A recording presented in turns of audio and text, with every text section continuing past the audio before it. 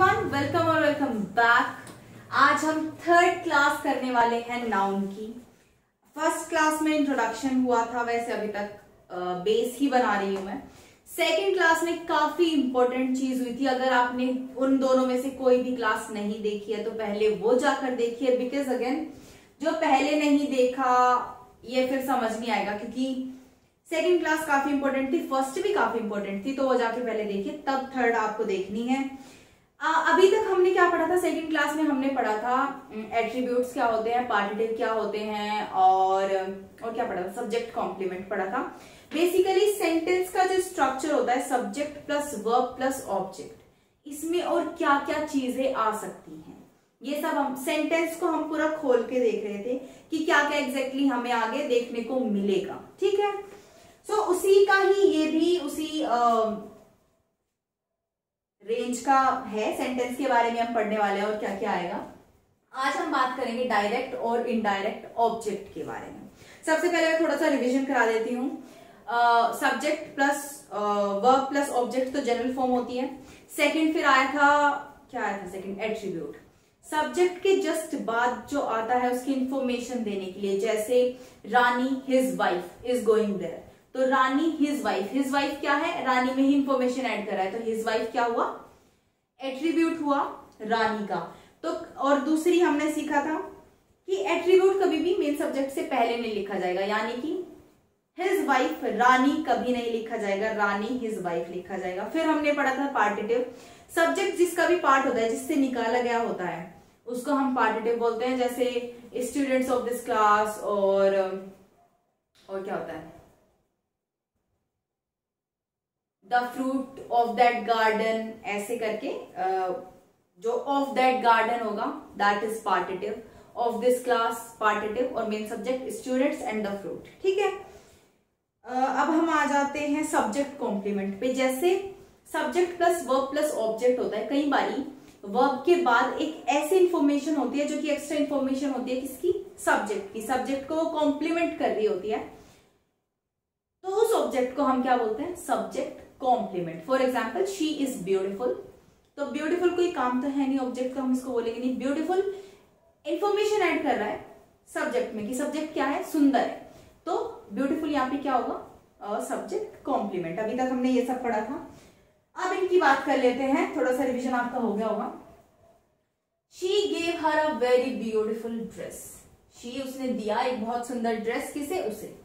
अब यहाँ पे सब्जेक्ट क्या है? मैं रेड मार्कर ले लेती हूँ। यहाँ पे सब्जेक्ट है शी, गेव हो गया verb, her object, a very beautiful dress, क्या हो गया? फिर कंफ्यूजिंग हो गया ये तो। ठीक है, अभी तक हमने देखा था सब्जेक्ट को हम डिवाइड कर रहे थे, है ना? सब पहले हमने सिंपल सब्जेक्ट लिया, उसके बाद हमने सब्जेक्ट में एट्रीब्यूट ऐड करा, फिर पार्टिटिव ऐड करा, ऐसे ऐसे करके हम सब्जेक्ट में इंफॉर्मेशन ऐड कर रहे थे कि सब्जेक्ट कितने तरीके से प्रेजेंट हो सकता है। लेकिन अब हम आ गए हैं ऑब्जेक्ट पर। ऑब्जेक्ट कितने तरीके से प्रेजेंट हो सकता है? यहाँ पे बेसिकली दो ऑब्जेक्ट हैं आपके पास, उसने दिया उसको a very beautiful dress, object 1 and object 2। अब जब जैसे सब्जेक्ट में होता था कि मेन सब्जेक्ट कौन सा है, किसके बिना काम चल जाएगा, किसके बिना नहीं, ऐसा ही ऑब्जेक्ट में भी होता है, वो हम आगे सीखेंगे। पहले आप इन सब में देखो। मोहन ऑफर्ड, मोहन में, मोहन हो गया सब्जेक्ट, ऑफर्ड हो गया वर्ब, द गेस्ट ऑब्जेक्ट, और ये भी ऑब्जेक्ट, मतलब अगेन ऑब्जेक्ट 1 एंड ऑब्जेक्ट 2। अभी कंफ्यूजिंग लगेगा, समझाऊंगी आगे, अभी देखते चलो बस। Rohini gave Saksham 5 lakh rupees. Rohini subject, gave verb, Saksham object 1 and 5 lakh rupees object 2। Asha did not buy her son a cycle. Asha subject हो गया,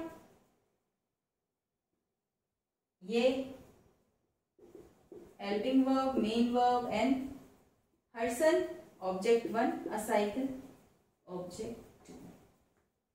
अभी ना ज्यादा वो मत लगाना, अगर आपको देखो जो मैं पढ़ा रही हूँ ना सिर्फ उससे, क्योंकि जब सेंटेंस लिखते हैं ना तो देखो उसमें प्रेपोजिशन भी आ जाता है, उसमें आर्टिकल भी आ जाता है, उसमें एडवर्ब भी आ जाता है, उसमें कंजंक्शन भी आ जाता है, लेकिन मैं वो आपको पढ़ा नहीं रही हूँ।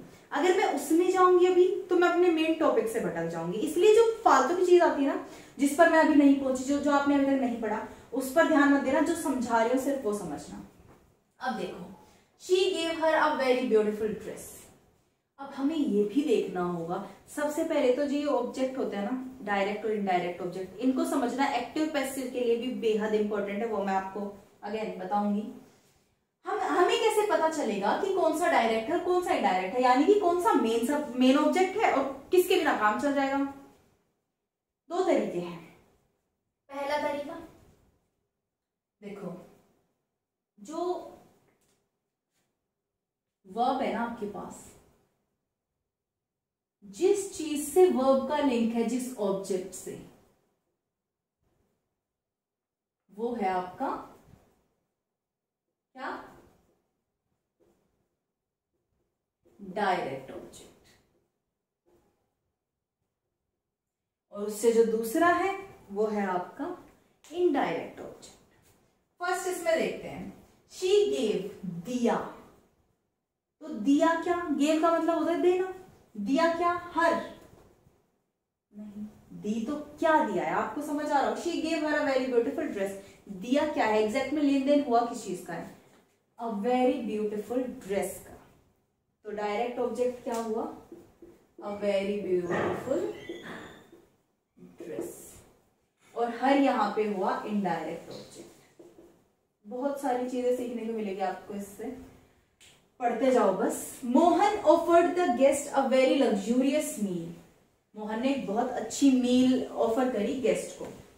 मोहन ऑफर्ड, ऑफर क्या करा गया है, गेस्ट या मील, मील। तो लिंक वर्ब का किससे हुआ, अ वेरी लग्जूरियस मील से। तो डायरेक्ट ऑब्जेक्ट क्या हुआ, अ वेरी लग्जूरियस मील।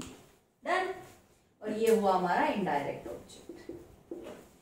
तीसरा, Rohini gave Saksham 5 lakh rupees. Gave, लेन देन अगेन किस चीज का हो रहा है, सक्षम का तो हो नहीं रहा है, 5 लाख रुपीज का हो रहा है।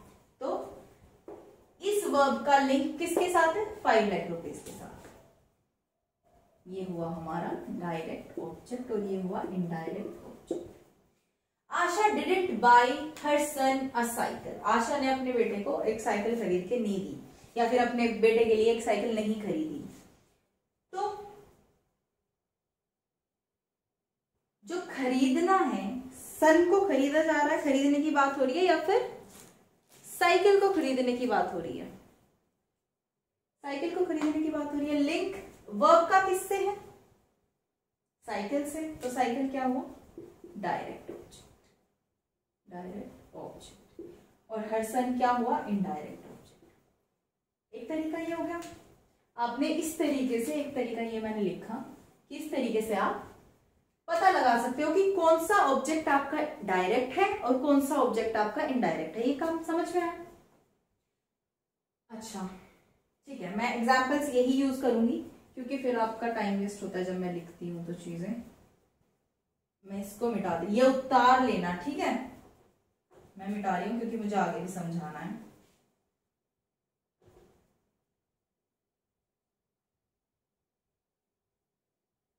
अब हम दूसरा तरीका देखेंगे। दूसरा तरीका कौन सा है जिससे हम पता लगा सकते हैं कि डायरेक्ट या इनडायरेक्ट ऑब्जेक्ट कौन कौन से हैं उसमें।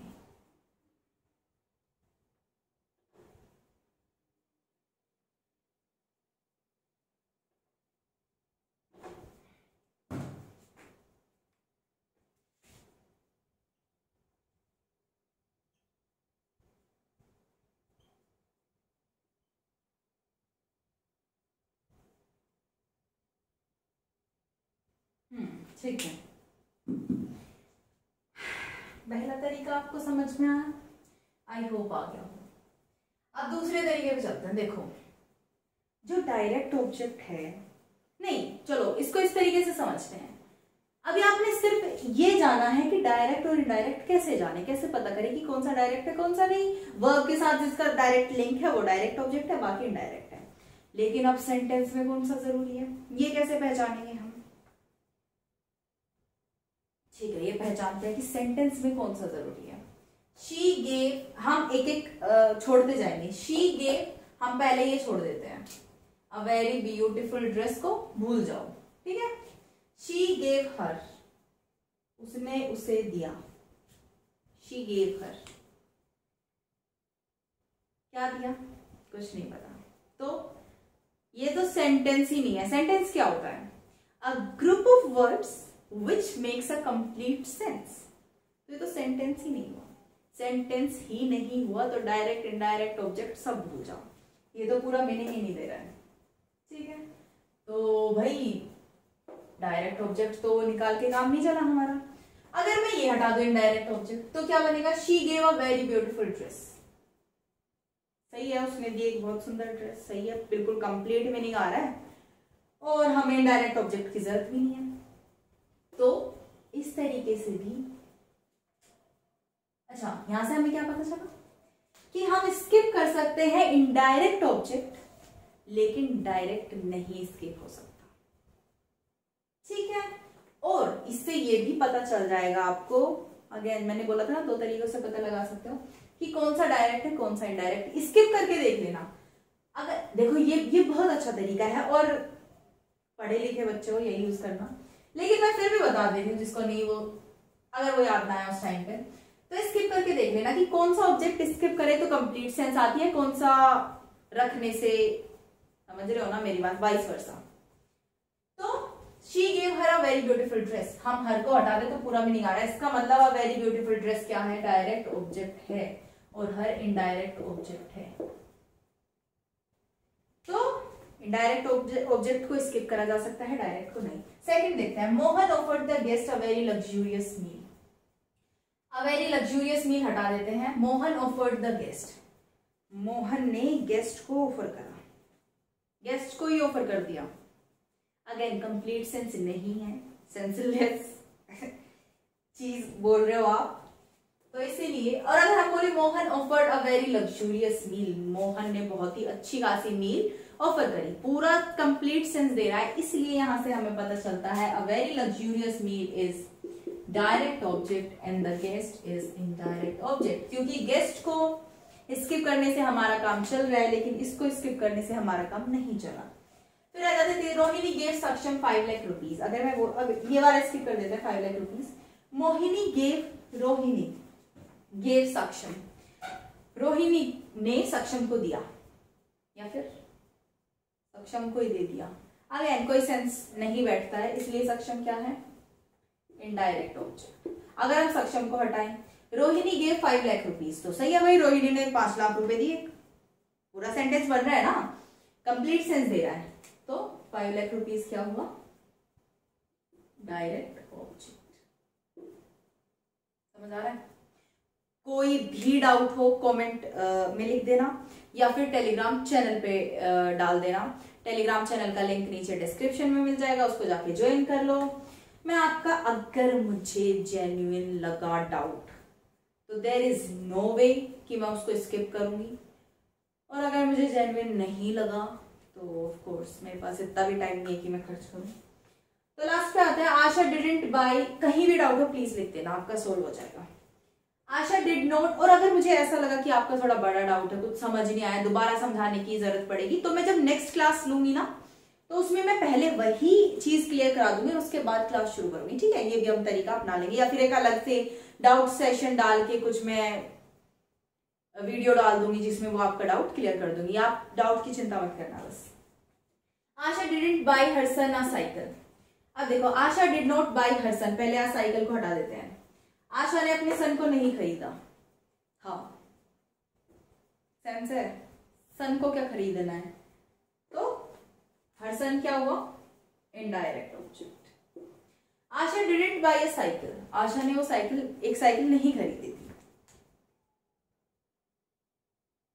डायरेक्ट ऑब्जेक्ट, क्योंकि हर सन को स्किप करने से काम चल गया है, लेकिन साइकिल को स्किप करने से काम नहीं चला है। यहां तक समझ आया? आई होप समझ में आ गया हो। अब एक बहुत ही इंपॉर्टेंट चीज मैं कराने वाली हूं। अच्छा, इसको कहीं लिख लेना, यहीं पे मैं लिख देती हूं।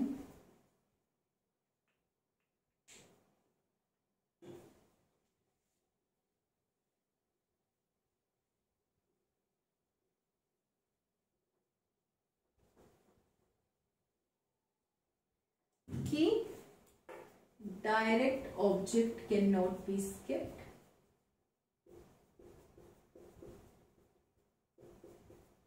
whereas indirect object can be। ठीक है, डायरेक्ट ऑब्जेक्ट को आप स्किप नहीं कर सकते, इनडायरेक्ट को कर सकते हो, तब भी वो कंप्लीट सेंस ही देगा। अब देखो, अब मैं एक चीज और आपको सिखाऊंगी जो मुझे बहुत बेस्ट लगती है। एक एग्जांपल लिखती हूं, उससे भी वो भी एक तरीका है कि आपको डायरेक्ट और इनडायरेक्ट, वैसे तो ये तरीके दोनों काफी हैं कि आपको डायरेक्ट इनडायरेक्ट का पता चल जाएगा, बट उसकी नॉलेज होनी चाहिए जब आपको अभी बताने जा रही हूं। जैसे मैंने क्या एग्जांपल दिया था कि रोहिणी gave him 5,000 रुपीज। ठीक है, ये यार मैंने ऐसे लिख दिया।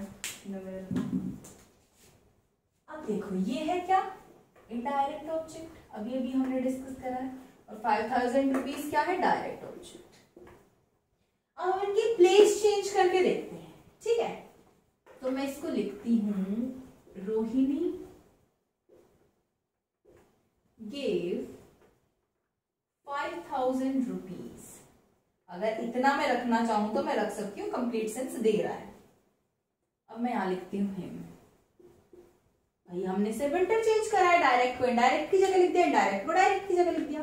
देखते हैं सेंस बनती है कि रोहिणी गेव 5,000 रुपीज हिम।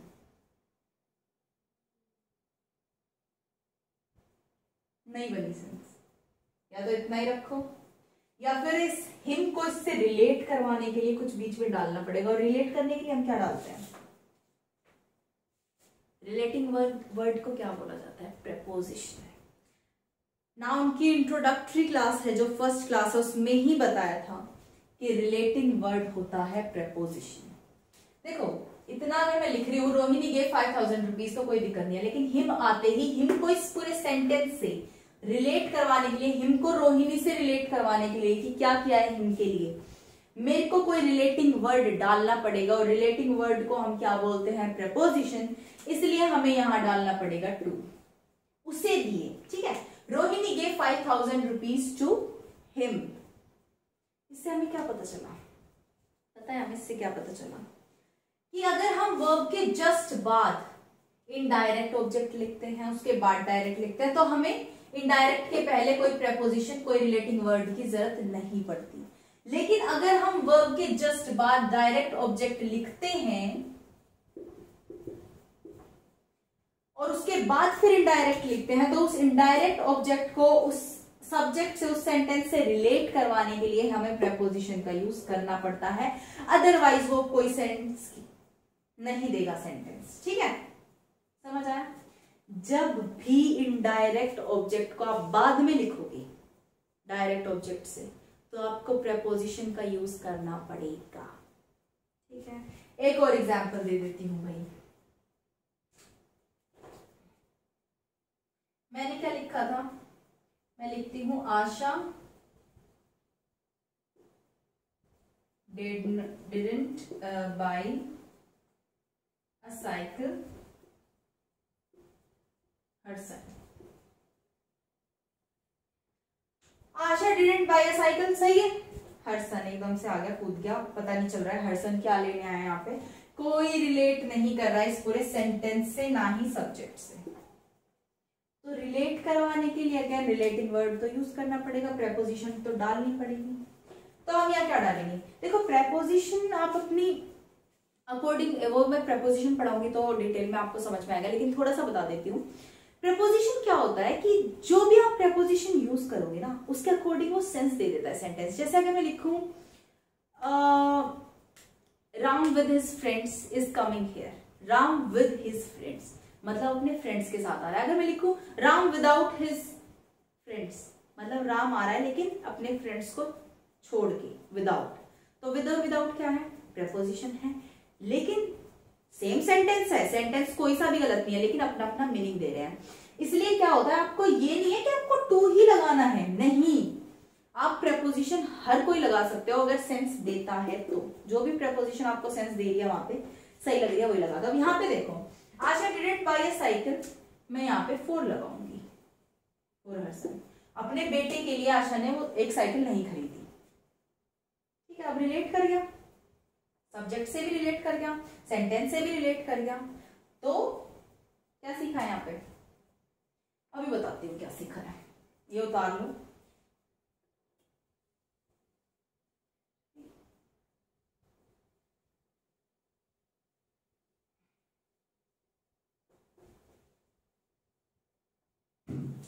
हमने सीखा सब्जेक्ट हो गया, ठीक है, सब्जेक्ट हो गया, वर्ब हो गया, एंड देन ऑब्जेक्ट होगा।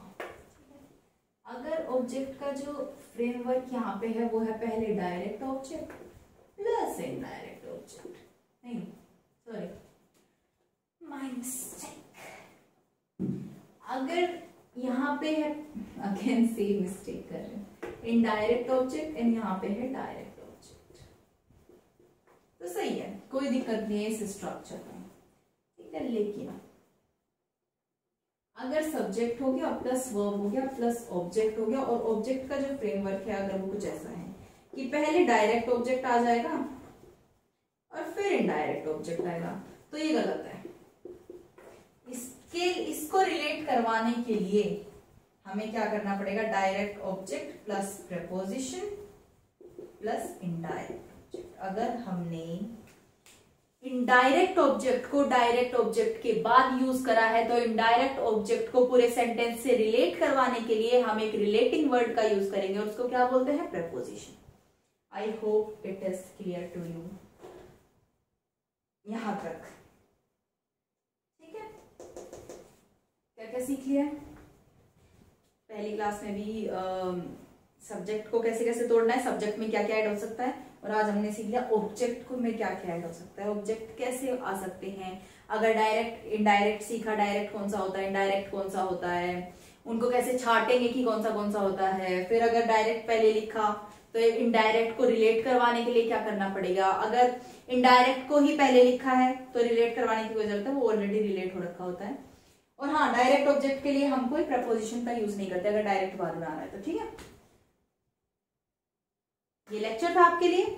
I hope you learn something from this. देखो यहाँ एग्जाम्पल अगर आपको कम लगते हो कि मैं कम एग्जाम्पल देती हूँ, तो आपको पता है मैं आर्टिकल मैंने पढ़ाया था, उसके मैं 2 प्रैक्टिस सेट डाल चुकी हूँ, तीसरा मैं होपफुली कल डाल दूंगी। मतलब कल मतलब ये वीडियो तो बाद में डलेगी प्रैक्टिस सेट के, बट हाँ तीसरा भी आ जाएगा तब तक। तो जो जो मैं पढ़ाती चलूंगी ना, उसका मैं अच्छा खासा आपको प्रैक्टिस सेट्स में प्रैक्टिस कराती चलूंगी। तो एग्जाम्पल्स की चिंता मत करो, प्रैक्टिस की चिंता तुम छोड़ दो। आप बस सिर्फ इतना समझो जो मैं कॉन्सेप्ट करा रही हूँ वो आपके क्लियर हो, क्योंकि कॉन्सेप्ट क्लियर नहीं होंगे तो मैं कितनी प्रैक्टिस करा लूं, मैं कितने ही एग्जाम्पल्स दे लूं, आपके दिमाग में वो चीज नहीं आएगी, ठीक है। सो या this was the lecture for you guys, I hope you loved it. और पढ़ते रहो, बढ़ते रहो, एंड या बाय।